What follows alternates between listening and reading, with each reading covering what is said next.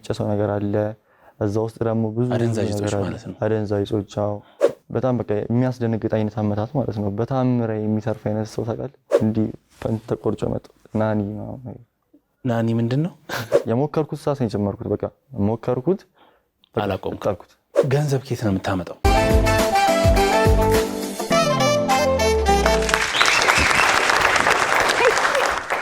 እንዴት ነው ያማረብህ አንቺ በጣም አምሮብሻል ዘንጠናል ይሄ ጭብጨባ የበዛው ዛሬ ስለአማረብን 2030ዎችን ሰላም እንደራቸው እንዴት ናችሁልን መተናል 2030ዎች 2030ዎች እንደዚህ የሚያምረው 2030 ፕሮግራማችን ደምቆ ተጀምሮላችኋል ተጀምሯል እንግዲህ ዛሬ ቁም ነገሩ መዝናኛው ሁሉም አለ 2030 እድሜያቸው ከ20 እስከ 30 ድረስ ያሉ ወጣቶችን ትኩረት አድርጎ የሚዘጋጅ የወጣቶች ፕሮግራም ነው በስቱዲዮ ቁጭ ብለን ጥሩ የህይወት ተሞክሮ ካላቸው ወጣቶች የምንማርበት ወጣ ብለን አዳዲስ ነገሮችን የምንሞክርበት ስንት ነው ብለን ደግሞ ስራ የምንጀምርበት ከዛ ደግሞ አሪፍ ሪሌሽንሺፕ ካላቸው ወጣቶች የምንማርበት የ2030ዎቹ ቆንጆቹ ፕሮግራሞቻችን ይበልጥ አድገው ዛሬ መጥተዋል ከኛ ጋር ከሆናችሁ አሪፍ ቆይታ ነው የምታሳልፉት ኤደን ወቅቶሌ ጌታውን አሰፋ ከመላው የ2030 ፕሮግራም አዘጋጆች ጋር እዚህ አለ አብራችሁን ቆዩ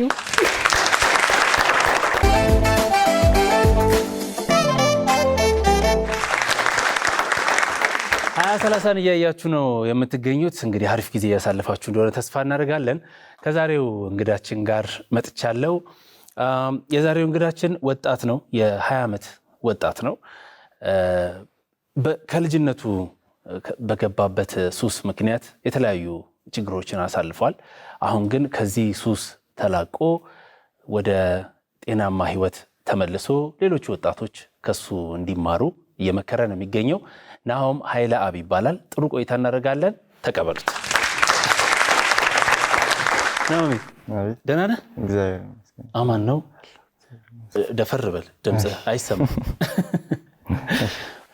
20 ዓመት ነው አሁን እኔ የምለው መቼ አድገህ ነው ሱስ ውስጥ የገባኸው ነው ጥያቄው ያው ለብዙ ሰው ጥያቄ ነው በስንት ዓመት ነው የጀመርከው ለመጀመሪያ ጊዜ ሱስ የጀመርከው 16 17 እኔ ለቴ ግማሽ ዓመት ላይ ነውና 16 17 ያለው 10ኛ ክፍል ነበርኩኝ የጀመርኩት ማለት ነው የሞከርኩት ሳስ ነው የጀመርኩት በቃ ሞከርኩት አላቆምኩት ምንም የሆነ ቀስ እያልኩኝ ምናምን አይደለም የገባሁት እንደጀመርኩኝ በቃ ወዲያው ነው እንትን ያልኩትና 10ኛ ክፍል ላይ የነበርኩበት ኢንቫይሮንመንት የሆነ በቃ ወጣ ያለ ግሩፕ ነበር አቴንሽን የሚስብ ግሩፕ ነበር እና በዛ አይነት ግሩፕ ውስጥ አቴንሽን ለማግኘት ብለ ሌላም ነገር ብለ የምትገባበት ነገሮች አሉ ከሱ ውስጥ አንዱ ሱስ ነው ያኔም ደግሞ ተፈጥሮ ለእንደዚህ አይነት ነገር የሆነ ሰው ለመጀመር ምናምን ነገር ይመች ነበርና ያው እኔ ነሰሰሪ ለሱሱ ብያ ነበርም ያን ኢንቫይሮንመንት ግን እዛ ኢንቫይሮንመንት ውስጥ በቆየው ቁጥር አዲስ ነገር ስለምድ ምናምን በዛው ሱስ ውስጥም ገባው በዛው ቀጠልኩኝ ማለት ነው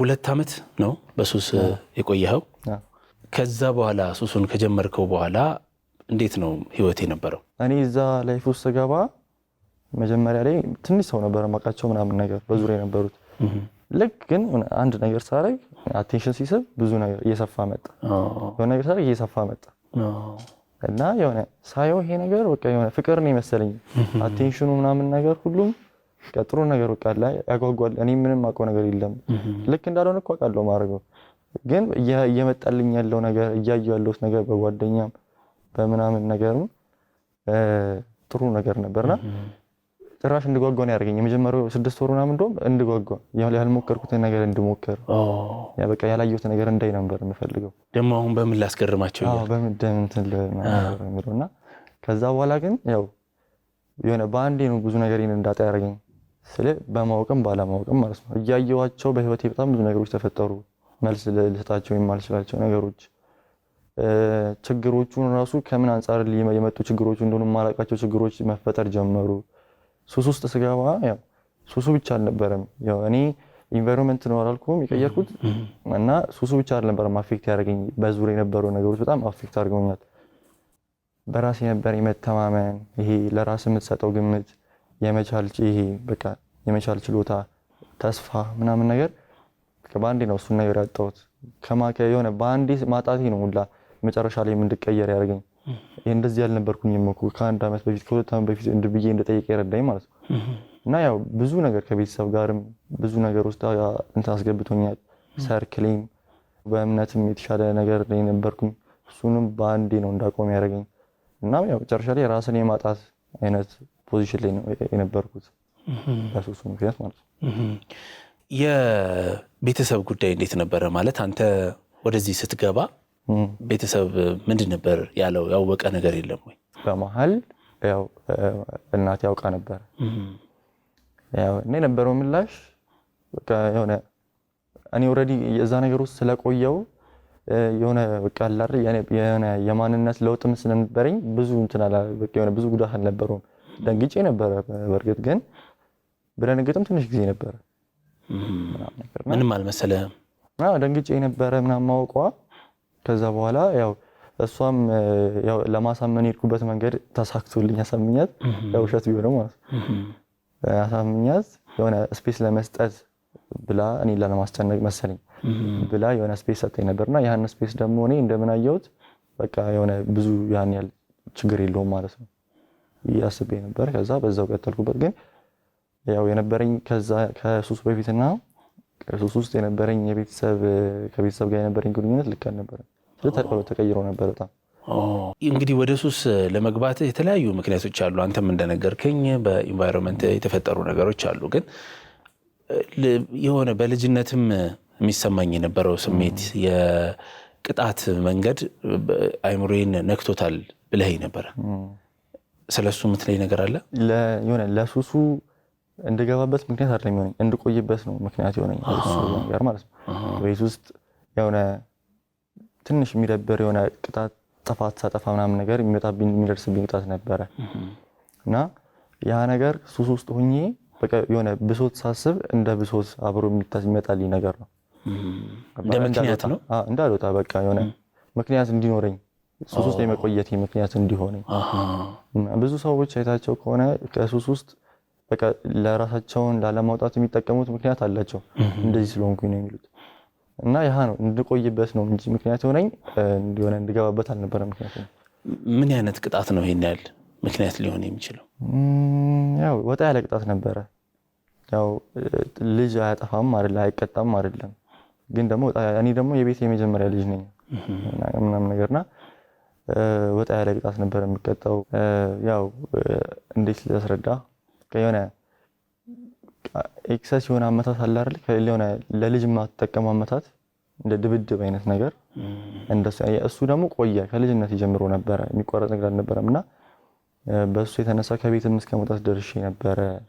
ራሴም ላይ ብዙ ነገሮች ለማድረግ ለመጥፋት ምናምን ነገርና ያው ምቱን እኔ እንዴት ላስረዳ ራሴ ላይ በቃ የሆነ የአካል ጉድለት ብላ የሚያስችል ምት ነበረ ምቱ ማለት ነው።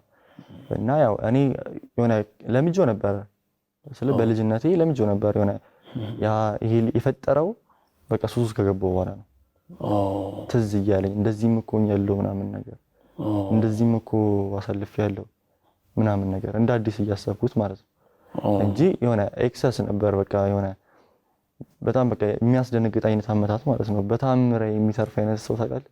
አዎ እየነገርከኝ ነበረ። እንደውም ፈጣሪ ሲረዳኝ ነው እንጂ ወይ አይኔ ወይ ጥርሴ ይጎል ነበር እያልኩ።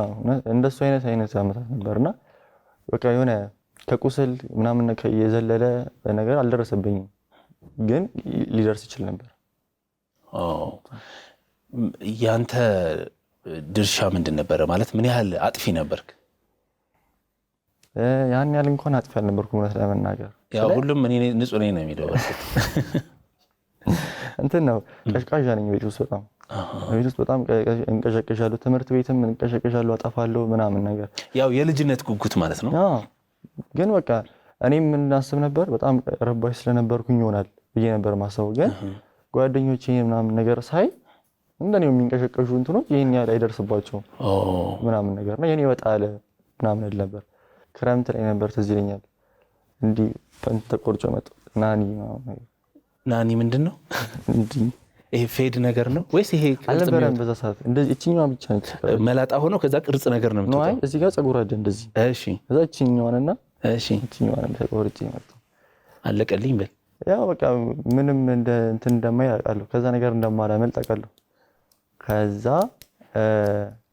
ለቤት አምሽቼ መጣሁ ምናምን ነገር ከዛ በቃ ያ ከዝኔ ነበር እንደውም ትንሹ ከዝኔ በጣም በቃ ስፒችለስ እስኪሆን ድረስ ነበረ የደነገጠው። ግን ያው እኔ ያን ያህል ስለ ወጣ ያለ ነገር አልነበረም። ያ ነገር ተደግሟል ድጋሚ ከዛ በኋላም አልፏል ምናምን ነገርና እንደዚህ የሆነ ያስደነግጣል፣ ያስጨንቃል፣ የሚሆን ያሳቃል ምናምን ነገር ያን ነገር በጣም ተጨንቄበት ነበር።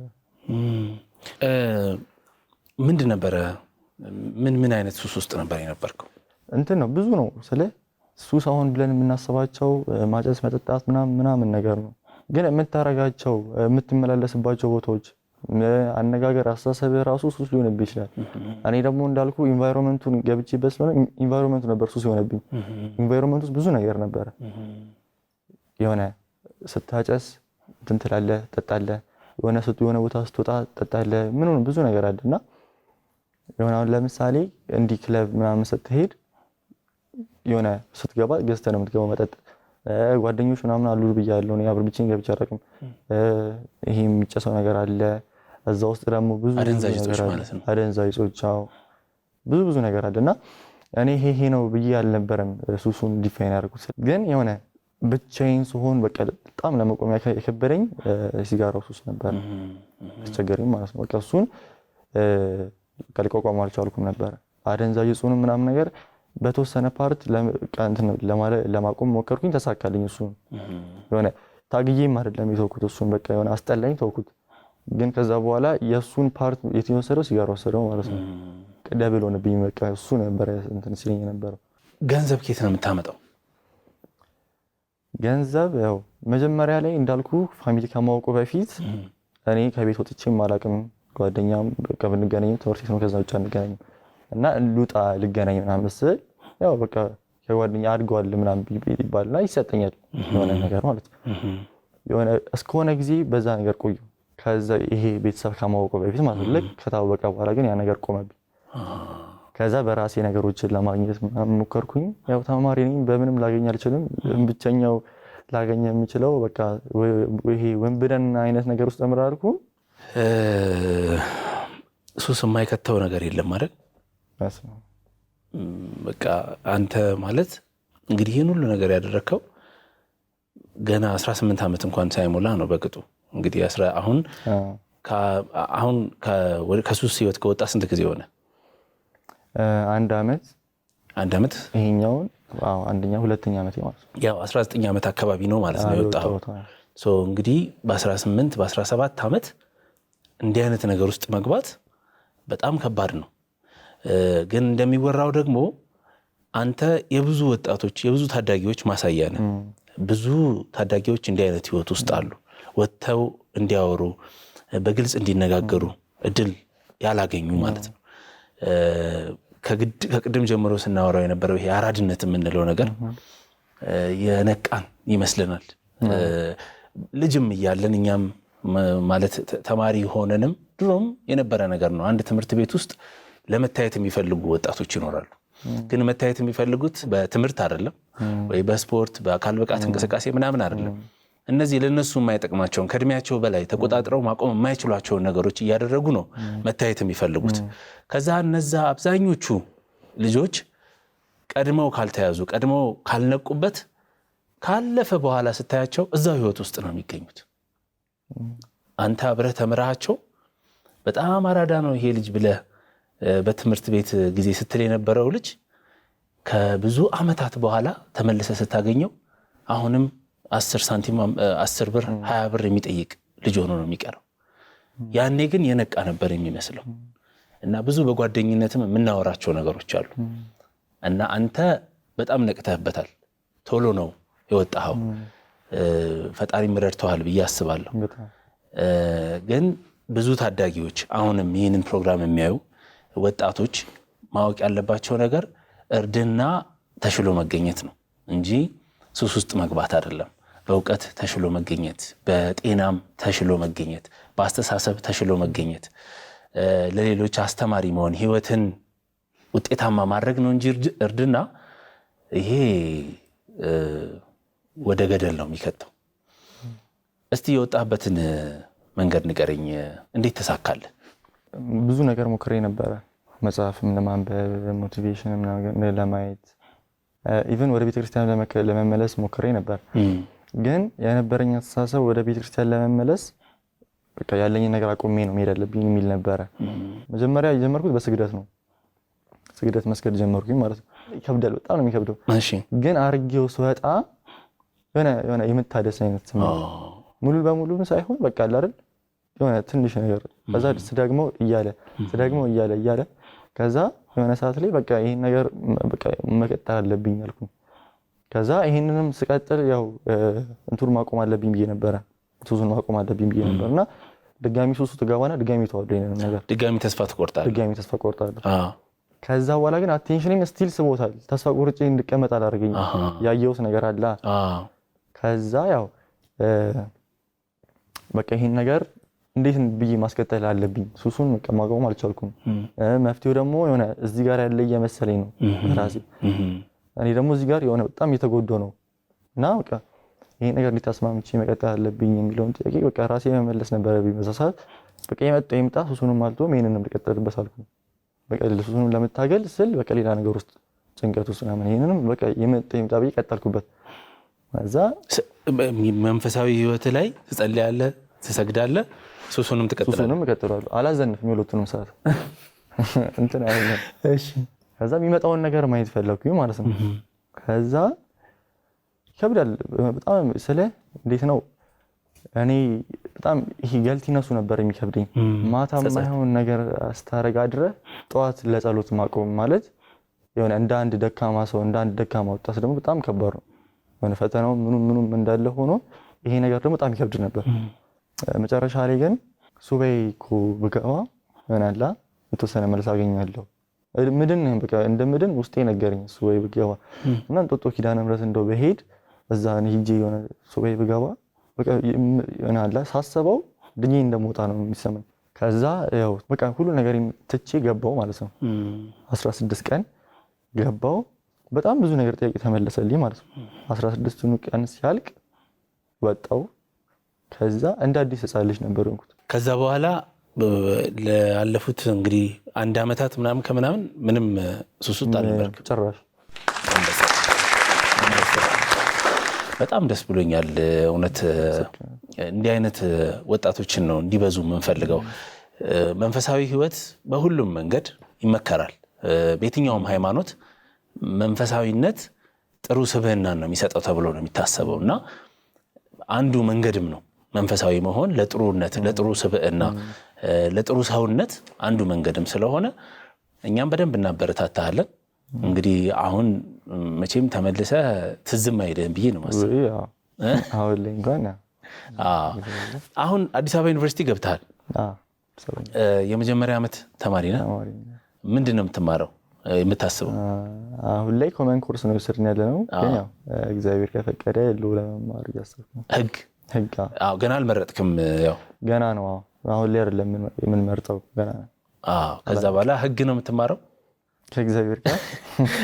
አወራርህ የጠበቃ ስለሆነ በደንብ ተንትኖ የማውራት አቅም ስላለ ጥሩ ጠበቃ ትሆናለህ። በጣም ደስ ብሎኛል አሁን ስለመጣ። እኔም በጣም አመሰግናለሁ። ማለት የምትፈልገው ነገር ካለ እንዳንተ ታዳጊ ለሆኑ ወጣት ለሆኑ መንገር የምትፈልገው ነገር ካለ እስቲ መጀመሪያ ልስማ። ያው አሁን ላይ ወጣት ብለን ምን ዲፋይን የምናደርግበት እድሜው ራሱ ሆነ የተለያየ ይመስለኛል።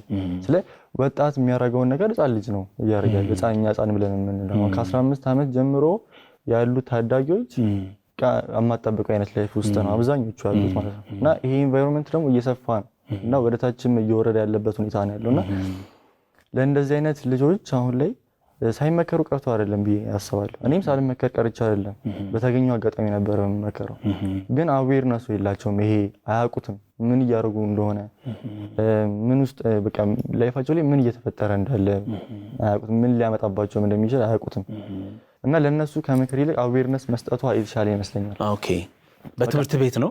ትምህርት ቤቶችም፣ ወላጆችም፣ የሃይማኖት ተቋሞችም ሆነ እንደዚህ አይነት እንትን ላይ ትኩረት አድርገው ቢሰሩ በጣም አሪፍ። ጉዳዩን ቢያነሱት ጉዳዩ መነሳት አለ። አይጠብቁም። አሁን የሆነ እንደዚህ አይነት ሰው አይጠብቁም። አሁን ላይ እንደዚህ ሱስ ውስጥ ናቸው ምናምን ቢባል በቃ ሳያውቁት ተሳስቶ ሞክረው የሚተውት ነው ይመስላል። ግን አይደለም። አሁን ላይ ስንት ነው የምትሰማው የዚህን ያህል እድሜ ልጅ ራሱን አጠፋ ምናምን እንደዚህ ሞተች ራሱን አጠፋች ሲባል እኮ አሁን ላይ እየተለመደ መጣ እንደውም ከብዛቱ የተነሳ ማለት እና የሆነ የማይታወቅ ላይፍ አለ እዚህ አይነት እድሜ ላይ እና እነዚህ ላይ በጣም መሰራት ያስፈልጋል። ትኩረት ያልተሰጠው እና በጣም ደግሞ እዚህ ላይ አንዴ እንትን ከተደረጉ በኋላ ዲዛይን ከተደረጉ በኋላ ከዛ በኋላ በቃ የሆነ ከባድ ነው። እነሱም ለመመለስ ይከብዳቸዋል ከዛ በኋላ። ትክክል። ምስጋና አለ? ያው ምስጋና አለኝ። ያው የማያልፉ ቀን ብዬ ከማስባቸው ማለት ነው በጣም ከሚያስፈራ ከሚያስጨንቅ ራስን ከማጣት እንደዚህ ሆናለሁ ብዬ እንኳን ከማላስብበት ጊዜ ተስፋ ከመቁረጥ ጊዜ ወጥቼ ዛሬ ላይ እንደዚህ ለቃል ላይ ትምህርት ሆናለሁ ብዬ ቀርቤ እንድናገር ነገሮችን ሁሉ ላስተካከልልኝ ለመድኃኒዓለም ኢየሱስ ክርስቶስ ክብር ምስጋና ድረስ እፈልጋለሁ። ከዛ በመቀጠል ደግሞ በነገሮች ሁሉ ላልተለየችኝ ለሐዘኔንም የምርም እንደተረዳችኝ የሚረዳኝ ሰው አጣው ባልኩኝ ሰዓት ላይ ተረዳችኝ ብዬ በማሰባት በነገሮች በቃ ለመለወጥ በሚሄድባቸው እርምጃዎች ሁሉ ያገዘችኝን በምልጃዋ በጸሎቷ ያልተለየችኝን ኪዳነ ምሕረትንም በጣም አመስገን እፈልጋለሁ። ከዛ በመቀጠል ያው ቤተሰብ ውስጥም ችግር ነበር ብያለሁ። ያው ያ ችግር ግን ያው የጠቀመኝን ጎን ይሸፍነዋል ማለት አይደለም። በብዙ ነገር ረድቶኛል፣ ቤተሰብም አግዞኛል፣ ዘመዶቼም እናት አባቴም ቢሆኑ ማለት ነው እና ያው እዚህ ላይ ለመድረሴ የሆነ አስተዋጽኦ አላቸው። ስለዚህ እነሱንም ማመስገን እፈልጋለሁ። ከዛ በመቀጠል ደግሞ እናንተንም ያው አክብራችሁ ጠርታችሁ ጊዜያችሁን ሰጣችሁ ሼር እንዳደርግ ስለረዳችሁኝ እድሉን ስለሰጣችሁኝ ማመስገን እፈልጋለሁ። በጣም ነው የምናመሰግነው ናሆሚ። በጣም ነው ያስደነከኝ በእውነት የምትናገራቸው አስተሳሰብ፣ ንግግር በሙሉ በጣም የበሰለ ነገር ነው። አይዊሽ በዚህ መንገድ ባይሆን ራስህን ያወቅከው እንደዚህ የበሰልከው እንዲህ አይነት ከባድ ነገሮችን አሳልፈ ባይሆን ደስ ይለኝ ነበርና ግን ሁሉም ለበጎ ነው አይደል? አሁን አልፏል፣ በጊዜ ነቅተህበታል። ከዚህ በኋላ ከዚህ የተሻለ ነገር ላይ ደርሰህ ተመልሰህ እንደምንገናኝ እርግጠኛ ነኝ። ከእግዚአብሔር ጋር 2030 እያያችሁ ነው የምትገኙት። አሪፍ ጊዜ እያሳለፋችሁ እንደሆነ ተስፋ እናደርጋለን። ዛሬ ናሆም ኃይለአብ ከኛ ጋር ነበር። ብዙዎቻችን የምንማርበት ራሳችንን የምናይበት በተለይ ታዳጊ ወጣቶች አሁን ያላችሁበትን ቦታ የምትመዝኑበት ታሪክን የነገረን ጥሩ ነገር እንዳገኛችሁበት ተስፋ እናደርጋለን። ፕሮግራማችን አሁንም ይቀጥላል። አብረን ቆይ